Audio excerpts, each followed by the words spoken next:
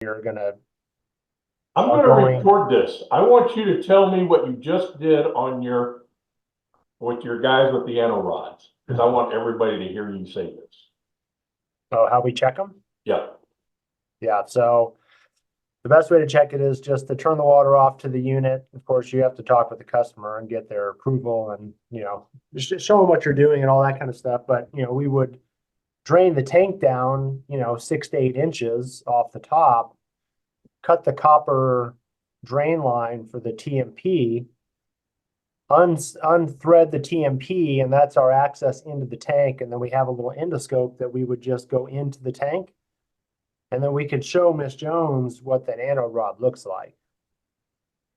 Now, if we have to pull it out, we can pull it out. But this is a way to get around having the technicians complain about pulling the anode rods out and all the complaints that we get that go around with that.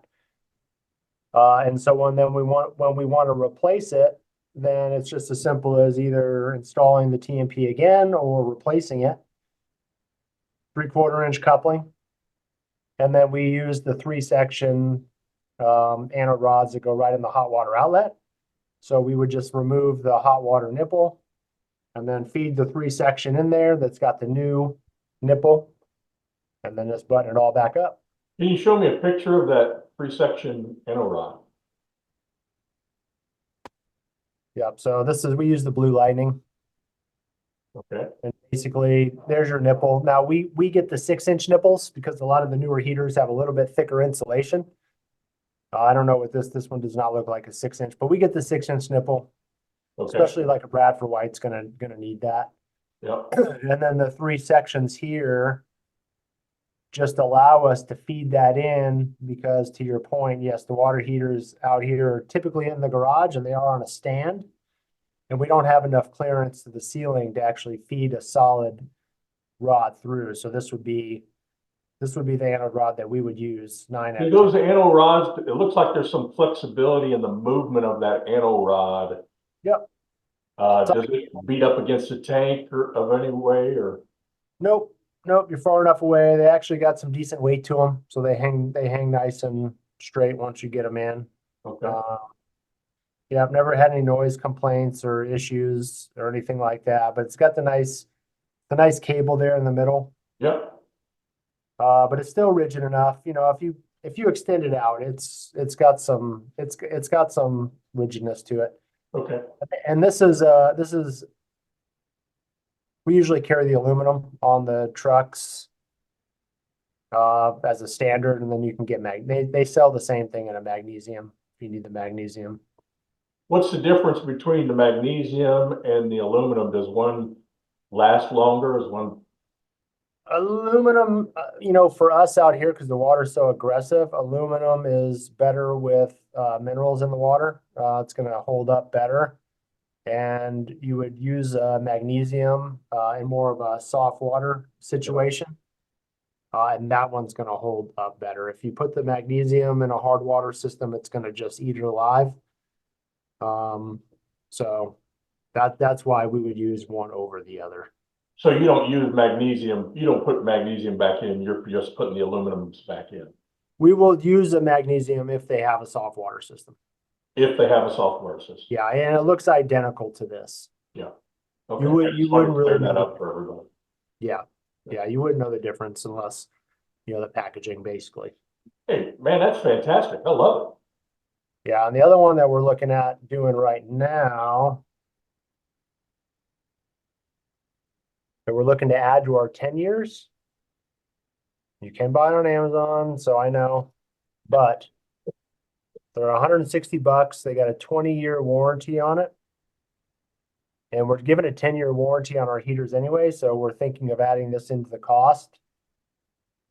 And this one just goes right in place of your existing. So this one you will pull the anode rod. Okay. New one, but then you've got to have an outlet right here. This one would plug in, and this one just has basically continuous tank protection. Okay, so that would go into the anode rod port though. Yep. So you would pull the old anode rod right here, and then you would put the new one in here. Yeah. Basically plug it in the wall.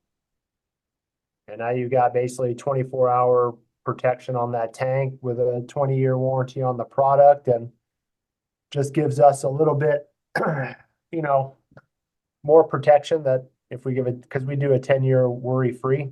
So when we sell a 10-year water heater, we own it for 10 years, no matter what happens to it. So that's parts, labor, everything that went into putting that in, paperwork fees, all of that we cover. And so this might be something that protects our investment just a little bit better and the customer's investment. What kind of an issue are you having with the drain valve and closing the drain valve back up? Is that staying solid? Is that a replacement item too? Or, So for our water heaters, we put in, when we put a, like a higher level 6 and 6 or a 10 and 10 water heater in, then we always put a full port ball valve with cap. on the Down drain, to- if you were gonna Yeah. drain the tank out, Yeah. you take the manufacturer's valve We- off and you put yours in? We do. Okay. We do. Good. Yeah, we put, let's see if I can find it. So we have them, we use Plumber's Choice for that, and we use them for the reason, one, they have really nice valves and they are not overly priced, and they also, I'll have to see if I can find it real quick.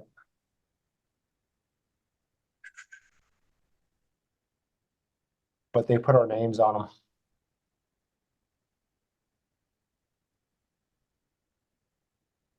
This is kind of a,